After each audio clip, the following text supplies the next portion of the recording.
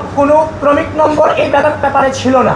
Ballot পেপারকে আপনি কোনোভাবে গাউসুল আজমের নিচতলায় অরক্ষিত অবস্থায় রাখতে পারেন কিনা? যদি নির্বাচনের পর দিন আমরা আন্দোলন করতাম, তাহলে আগের যে রাজনৈতিক কালচার সেখানে আমরা ফিরে যেতাম। 19 সালে ডাকসু নির্বাচন হয়েছে, সেই নির্বাচনকে নিয়েও কিন্তু এখন পর্যালোচনা হচ্ছে।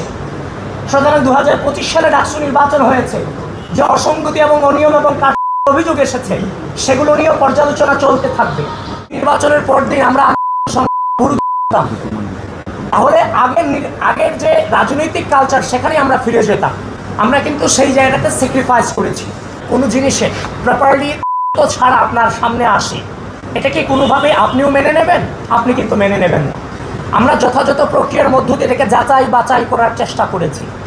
আমরা যেই ফোন দিয়ে ছবি তুলেছে সেই ফোনের যিনি তুলেছেন তার কাছে আমরা গিয়েছি। সেখানে গিয়ে সেখানকার ডেট, ফরেন্সিক যে তথ্যাদি আমরা সবগুলিকে যাচাই বাছাই করে আমরা নিশ্চিত হয়েছি এই ছবি এবং ওখানে ব্যালট পেপার থাকা নিয়ে কোনো সন্দেহ আর নাই আমাদের মাঝে। এবং আমি তো আপনাকে শুরুতে বলেছি, যদি নির্বাচনের পর দিন আমরা তাহলে আগের যে রাজনৈতিক কালচার সেখানে আমরা ফিরে যেতাম। আমরা কিন্তু সেই জায়গাতে স্যাক্রিফাইস করেছি। নতুন রাজনৈতিক সংস্কৃতি প্রচলনে আমরা ভূমিকা রেখেছি।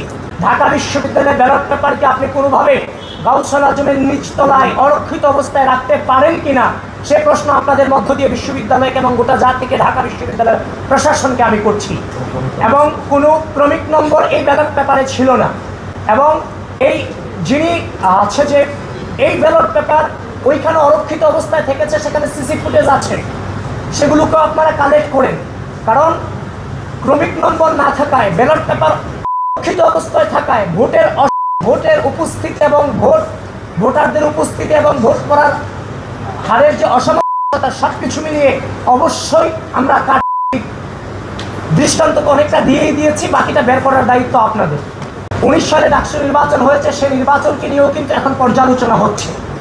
সুতরাং 2025 সালে ডাকসু নির্বাচন হয়েছে, যে অসংখ্য অনিয়ম এবং অভিযোগ এসেছে সেগুলো নিয়েও পর্যালোচনা চলতে থাকবে যতক্ষণ না পর্যন্ত সুষ্ঠু নির্বাচন এবং প্রশাসন তার অবস্থান ক্লিয়ার করতে না পারবে এই বিষয়গুলো নিয়ে। এই নির্বাচনকে তো আমাদের জায়গা থেকে বৈধতা দেওয়ার কোনো সুযোগ নেই। আমরা সুস্থ রাজনৈতিক চর্চার মধ্য দিয়ে আমরা আমাদের অবস্থান স্পষ্ট করেছি। আমরা আশা রাখছি ঢাকা বিশ্ববিদ্যালয়ের প্রশাসন এই বিশেষ বিষয়গুলো নিয়ে পুঙ্খানুপুঙ্খভাবে তাদের অবস্থান ক্লিয়ার করবে এবং আপনারাও সেই জিনিসগুলো ইনভেস্টিগেশনে নামবেন।